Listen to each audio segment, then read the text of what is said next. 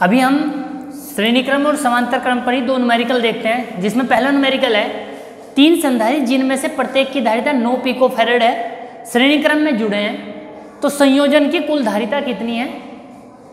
और सेकंड है संयोजन को 120 वोल्ट सप्लाई से जोड़ा जाता है, तो प्रत्येक संधारित्र के सिरों के बीच विभवांतर कितना होगा। देखते हैं इस क्वेश्चन को।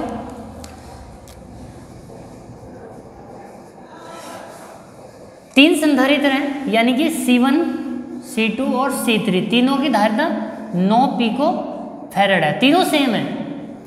संयोजन की कुल धारिता, चूंकि कौन से क्रम में जुड़े हैं, श्रेणी क्रम में, और श्रेणी क्रम में हमने फॉर्मूला पढ़ा था 1/C = 1/C1 + 1/C2 + 1/C3, अर्थात कुल धारिता के लिए फॉर्मूला था 1/C = 1/C1 1/C2 + 1/C3, तो 1/C = 1/9 1/9 + 1/9, यानी कि 1/C 9 3/9 1/C =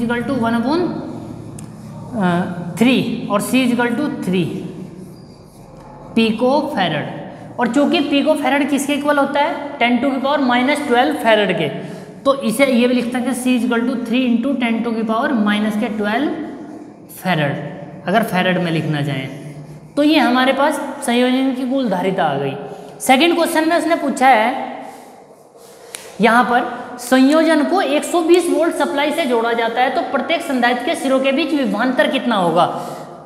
चूंकि ये श्रेणी क्रम है और आपको श्रेणी क्रम में बताया गया था कि आवेश सब पर सेम रहता है और विभवांतर सब पर अलग अलग रहता है। चूंकि यहाँ संधारित्र तीनों सेम 9 पिकोफैरेड के हैं, तो इन पर सेम ही रहेगा। अगर ये अलग अलग धारिता के होते तो इनका जो विभवांतर होता वो अलग अलग ही आता, लेकिन ये सेम है तो इसलिए सेम रहेगा। तो अभी हम विभव आवेश निकाल लेते हैं। आवेश होगा हमारा Q = CV।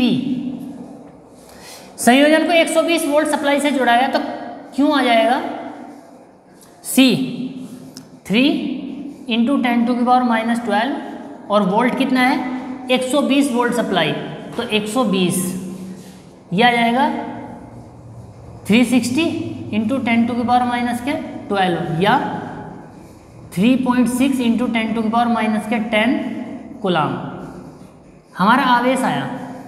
ये आवेश C1 पर भी यही होगा, C2 पर भी यही होगा और C3 पर भी यही होगा, और विभव तीनों पर इन पर अलग अलग होगा, परंतु ये तीनों ही 9 पिकोफैरेड के हैं तो सेम होगा। एक का निकाल लेते हैं, तीनों पर सेम होगा, तो तीनों संधारित्र की धारिता समान होने के कारण विभव समान होगा, अर्थात V = Q/C1 से निकाल लो, C2 से निकाल लो या C3 से निकाल लो, तो Q1 कितना है 3.6 × 10⁻12। आप ये एक काम करते हैं, इसे ये ना लिखकर ये लिख लेते हैं हम 360/C1 कितना आएगा 9। ये पिकोफैरेड है, तो इसे अभी हम लिख सकते हैं 10⁻12। ये इससे कैंसिल होगा, 9 से 360 को काटेंगे 40 यानी कि 40 वोल्ट।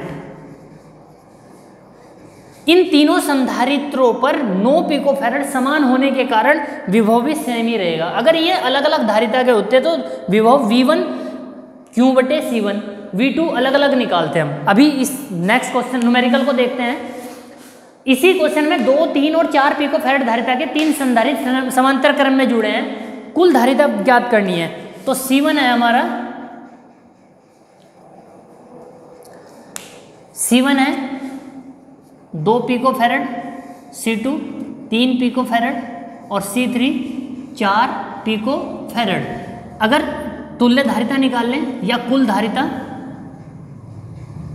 C = होता है C1 + C2 + C3। C = ये समांतर क्रम है, तो C1 2 3 4 9 पिकोफैरेड। C हमारा आ गया। ये चूंकि ये क्रम है हमारा समांतर क्रम, और समांतर क्रम में आवेश सब पर अलग अलग होता है, तो C1 पर आवेश Q1 इजिकल टू C1V और C2 पर आवेश Q2 C2V और C3 पर आवेश Q3 C3V। अगर इसे फाइंड करें तो C1 हमारा है 2, तो 2 इंटू 10⁻⁻12 फैरेड में कन्वर्ट कर लिया, और V हमारा कितना दिया हुआ है 100 वोल्ट की सप्लाई से जुड़ा है, तो ये 100 यानी कि 2 इंटू 10⁻⁻, ये दो पावर इसमें ऐड होंगी तो 10 कूलाम। C2 पर C2 कितना है हमारा 3 पिकोफैरेड, 3 इंटू 10⁻⁻12 इंटू 100, यानी कि ये हो जाएगा, इसी प्रकार कैलकुलेशन है 3 इंटू 10⁻⁻10 कूलाम। और C3 पर आवेश Q3 तो 4 इंटू 10⁻⁻12, ये हमने फैरेड में कन्वर्ट किया है into 100 is equal to 4 into 10⁻10 coulomb. अर्थात समांतर क्रम में आवेश तीनों पर अलग अलग है। इस प्रकार ये दोनों न्यूमेरिकल आप नोट करें।